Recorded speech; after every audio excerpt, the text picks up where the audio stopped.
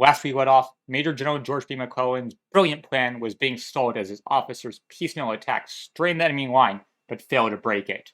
Full General Robert.E.Lee has at great risk reinforced Major General Thomas Stonewall Jackson with his reserves, exposing the center part of his line. After a daring but costly counterattack from the Confederates, the Union commanders, after much debate, decide to stop assaults from the north. But as the loose ends of the battle at the center and south continue to unravel, the battle continues.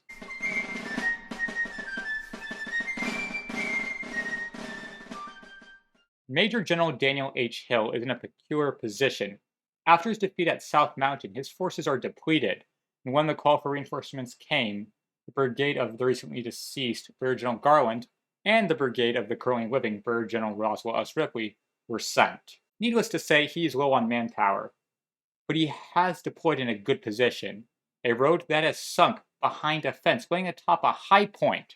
Brigades of Colonel Colquitt, Brigadier General Robert Rhodes, and Brigadier General George B. Anderson lay in position, but they are not alone. Major General Richard H. Anderson has two brigades from his division, Brigadier General Ambrose Wright and Colonel Cummings, also stand on the road. The rest of Anderson's command is further back, forming up Hill's reserves. Then there is Brigadier General Nathan Shanks Evans, who forms up beyond the sunken road to the right.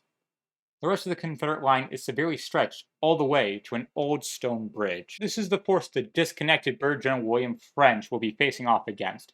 He first forms up his three brigades in column, then, remembering the failing of Major General John Sedgwick, instead forms up in line. Brigadier General Maxim Weber's brigade forms the right, Brigadier General Kimball's the left, and Colonel Dwight Morris's the rear. The natural terrain before the road disguises the sunken nature of it and hides the enemy from French's sight. Directly on my front, in a narrow road running parallel with my line, being washed by water from a natural rifle pit between my line and a large cornfield, I found the enemy in great force. Kimball's men are stretched out in a great line, starting with the 14th Indiana on the right, then the 8th Ohio, 7th West Virginia, and finally the 132nd Pennsylvania. They advance gallantly, muskets firing, struggling to advance to the Confederate position. It can't be done. Kimball then moves to hold his advanced position against the withering fire. Every man of my command behaved in the most exemplary manner, as men who had determined to save their country or die. As tough as Kimball is having it, and he is going through hell, Colonel Morris is having it worse. His men are as raw as a still living cow, and one of his regiments, the 14th Connecticut, have barely used their pieces in training and never in battle.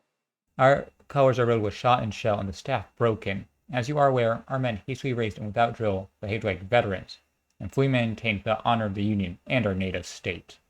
General French holds his position, which causes great distress to General Hill, who won't leave his own. It's a matter of who receives reinforcements first. Brigadier General Israel Richardson moves in with his division from the 2nd Corps, rushing to French's aid. The first to arrive at the scene is the Irish Brigade under Brigadier General Thomas F. Meagher, who hastily deploys the famous 69th New York on French's right, followed by the 29th Massachusetts and the 63rd and 88th New York. On Meagher's left is Brigadier General John Cadwell's brigade. General Richardson retains his final brigade of Colonel Brooke as reserves. Instead of crushing Major General Hill's brigades, the newly arrived men of Richardson's brigades are opposite Major General Anderson's brigades. General Meagher always went for the assault and advances his Irish brigade under their famous green flag towards the enemy.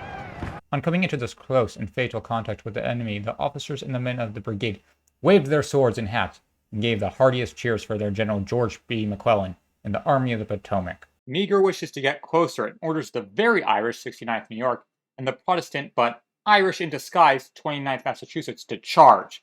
Musket fire decimates them. And further mass volleys from the sunken road against the exposed Irishmen send them to the rear. General Cadwell redeploys and takes up a more defensible position. The sunken road has earned its nickname, the Bloody Lane. The sunken road is being filled with blood, and Brigadier General Rhodes will not sit back and be shot to pieces. He sees a gap between Kimball and Caldwell. He gathers all the regiments he can and sends them against Kimball's exposed left flank. Kimball counters this by changing up his battle line. He is further assisted by Colonel John R. Brooke, who comes in from the reserves and changes his battle line. Brooke then takes the initiative and countercharges using the fresh 53rd Pennsylvania. Rhodes cannot handle this and is forced back to his position.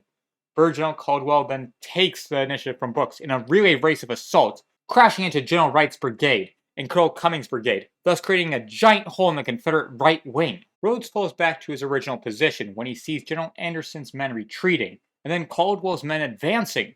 Rhodes' flank is exposed. After receiving horrifying reports from Colonel Lightfoot of the 6th Alabama, his position becomes clear. Rhodes orders Lightfoot to refuse his right, and Lightfoot does, turning about face and having his regiment withdraw. Rhodes wanted him instead to move his right wing. This general confusion continues as the commander of the 5th Alabama asks Lightfoot if the order to withdraw is for the entire brigade. Lightfoot says yes, and thus the Confederate forces in the sunken road withdraw. Rhodes has lost his brigade because of a misunderstanding of an order to just wheel his forces. General Kimball of the Union wastes no time, claims the road and the 300 Confederates that inhabit it. The reserves of Major General Anderson under Brigadier General Roger Pryor are in position to halt the Federal advance and retake the lane. Instead, in the confusion, they join in the retreat. The Confederate forces in the center have dissipated.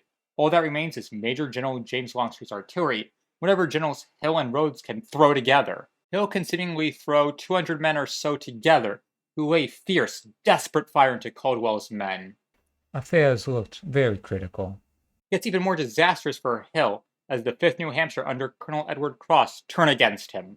I instantly ordered a charge of front to the rear, which was executed in time to confront the advancing line of the enemy in their center. The volley had very short range, which staggered and hurled them back. He then captures the 4th North Carolina colors. Colonel Barlow of the Consolidated New Yorkers gracefully deflects a Confederate assault. But once the sound of General Longstreet's cannons are heard, the energy of the assault gives out. The Union is too tired. The Confederate artillerymen get lucky, firing a shell that mortally wounds Major General Israel Richardson. He is replaced by Brigadier General Winfield S. Hancock, a very aggressive commander who doesn't continue the fight. Of course, there is Major General William Franklin to continue the assault, or the newly arrived 5th Corps of Major General Porter, but McClellan says no. It's won once again. The Union has achieved a breakthrough. The Confederate line is in two. McClellan is unwilling to exploit it. There is hope, though.